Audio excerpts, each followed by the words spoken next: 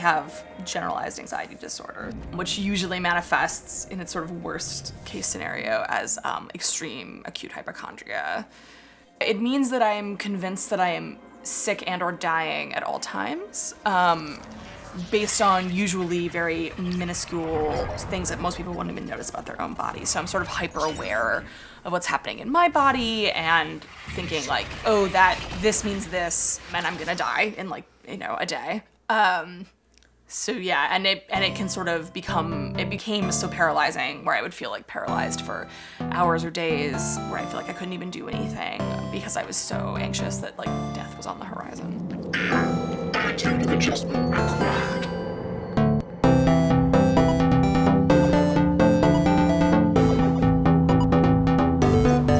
I think the really bad anxiety sort of surfaced once I left college and was sort of living on my own. I definitely had a lot of sort of moments of that, thinking I had rabies, freaking out about one thing or another, weird phantom impossible pregnancy scares that could not have been possible, but I still took the tests and had a total breakdown and was like, what will I do if this, and I just feel like it just sort of kicked in, and that's when the hypochondria really started to get really acute. And it's only gotten worse since then, in sort of phases, and yeah, it's just sort of kept going. When you're anxious, you're hypersensitive to everything, every sound, and mine also comes out as irritability a lot.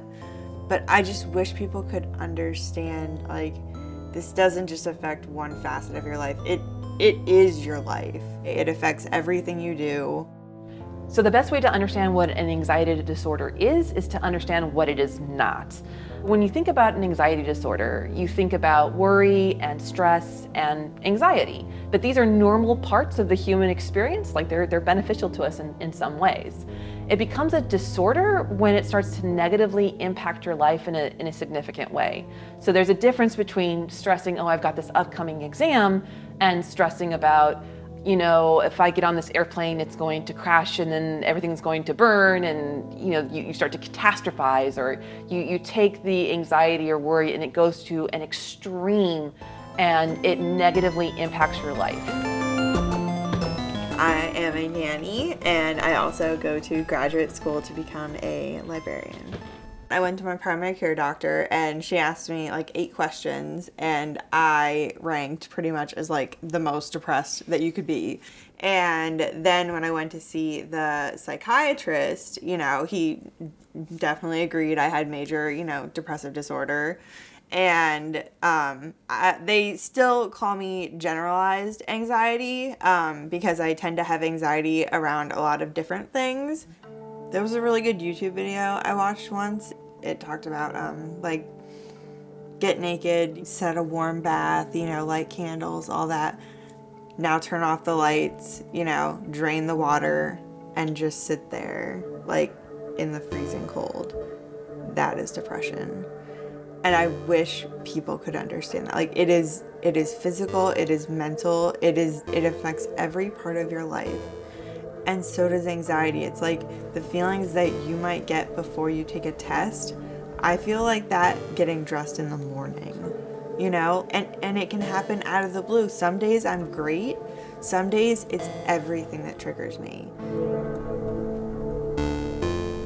Mood disorder is kind of an umbrella term to capture specific mental illnesses that have to do with mood. So depression, for example, or bipolar, it's this idea that the moods that we all experience as human beings, the ups and the downs, are, again, exaggerated to an extent that have a negative impact on a person's life. So, depression is probably one of the most well-known disorders, and it's kind of the absence of any motivation or energy or really taking joy in life. And so we all have down times, but if it's a mood disorder, it is something that persists and is more extreme. Same thing with feeling up. It's good to feel motivated and jazzed and upbeat, but if that gets taken to an extreme, you end up with something like mania. How do you stop something so powerful? I started playing the Mass Effect series at a really rough time in my life. I had just come out of the hospital. after suffering an overdose of some of my medications. I was completely unconscious and fairly non-responsive for about 24 hours. And there was a factor of humiliation to it, because it was a very public event in my friend group. And so I spent a lot of time holed up by myself.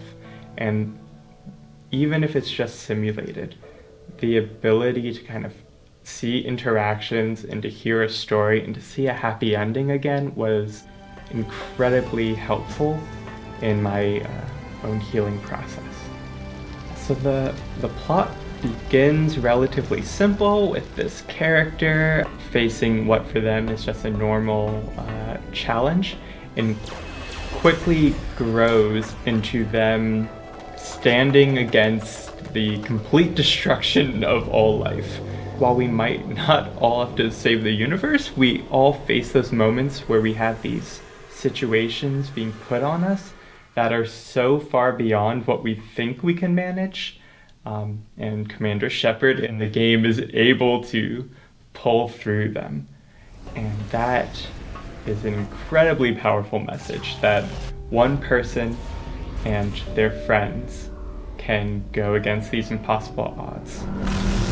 So one of the things that games can do very well, and we've got a lot of sort of clinical and controlled research in this space, is it helps people basically improve their self-efficacy, their impression that they can change their own lives.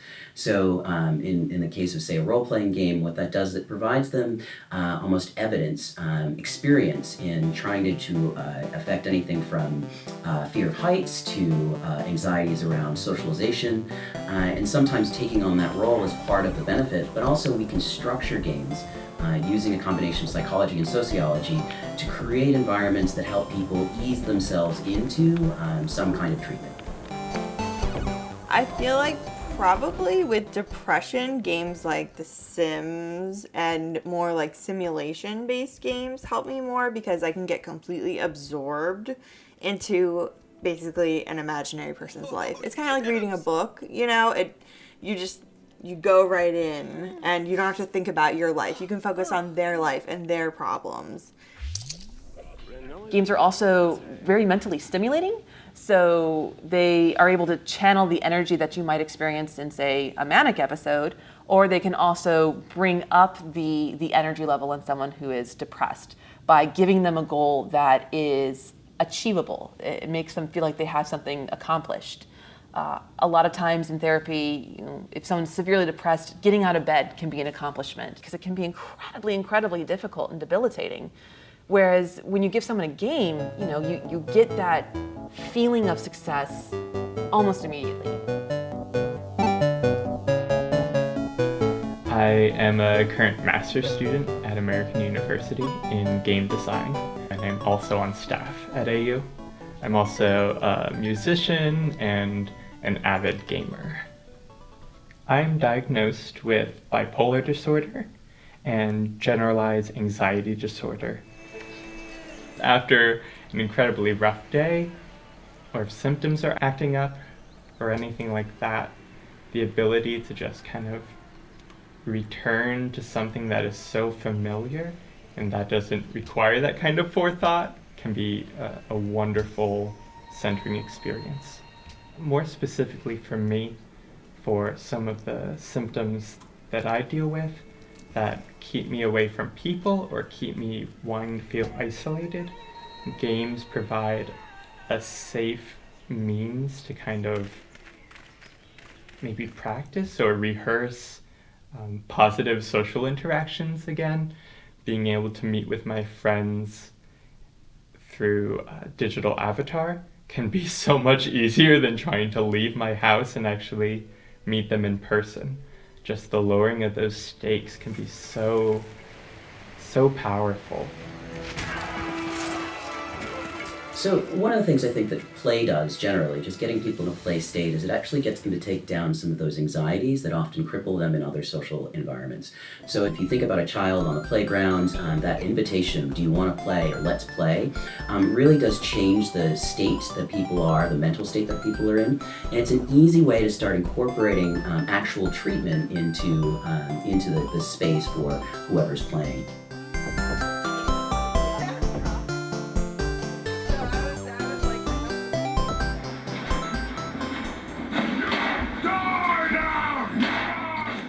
I had a friend and he had Skyrim, and I'll never forget like playing it with him, and he fell asleep like on the futon next to me, and then I played and I was like playing and playing and playing, and then I heard a noise and I like went and opened the window and it was dawn. Like I had played through the night and didn't even feel tired, and I like walked home, you know, at like 6 a.m, having played all night and feeling really good and feeling very just like sort of revitalized, but also worried, because at that point, like I was starting to write professionally, and I was like, man, if I owned a console, I would never write ever again, because I would just be playing video games all the time.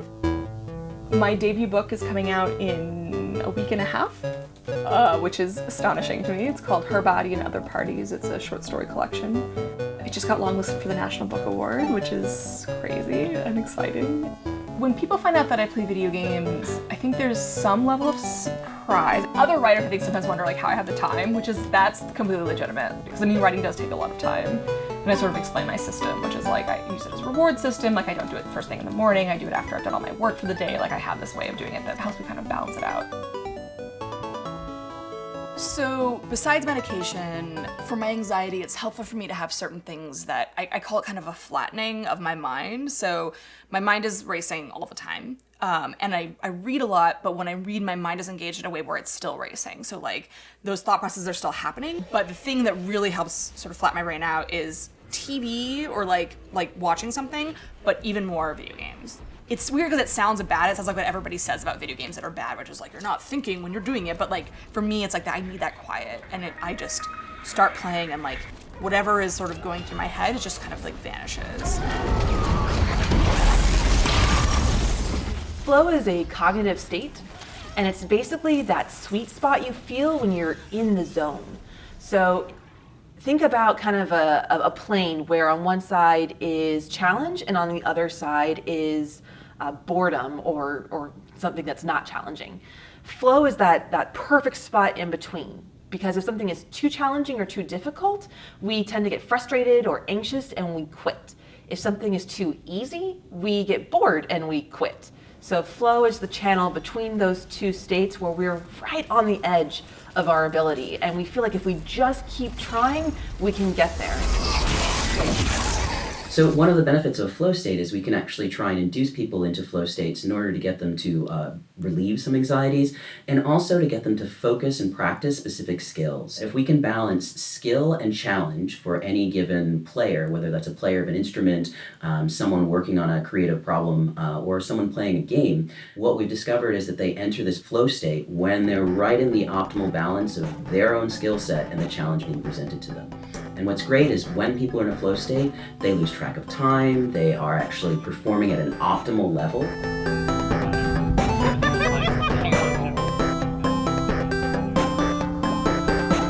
The smartphone, oh my gosh, I feel like it's changed my life in terms of anxiety. Like, I can be having, an almost panic attack, and I can talk myself down from it by using the game. And just sitting there and just thinking, okay, don't think about, how you're feeling. Just move the little gems around. It's just relaxing to, see the little points go and, see them disappear. I don't know, there's something cathartic about it.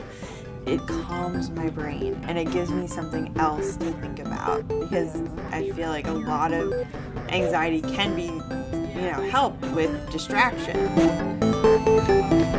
So for anxiety disorders, for example, you're typically thinking so much about the future that you can't really focus on what's happening right now.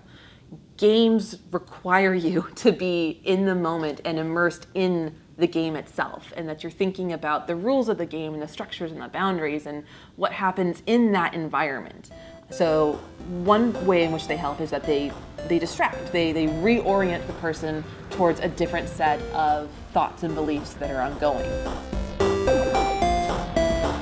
I'm playing Pokemon Go.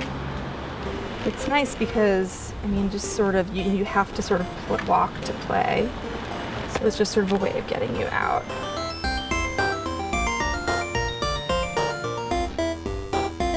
I mean, I feel like society views adults playing games as like, that's silly, you know, like, oh, it's a way to goof off for a little while, you know, and like, especially video games, you know, they're like, oh, it's just a waste of time, you know, teenagers are going to be so violent because of them. The idea that games don't belong in therapy or don't have therapeutic purposes is actually a really common belief in the psychology community. So I've really had to kind of work to overcome that. And one of the ways that I've talked to people, whether they're clinicians or parents or just people on the street, about whether games are good or bad is, I mean, first I encourage them to look at the research. The research doesn't support in any way that games make people violent or aggressive.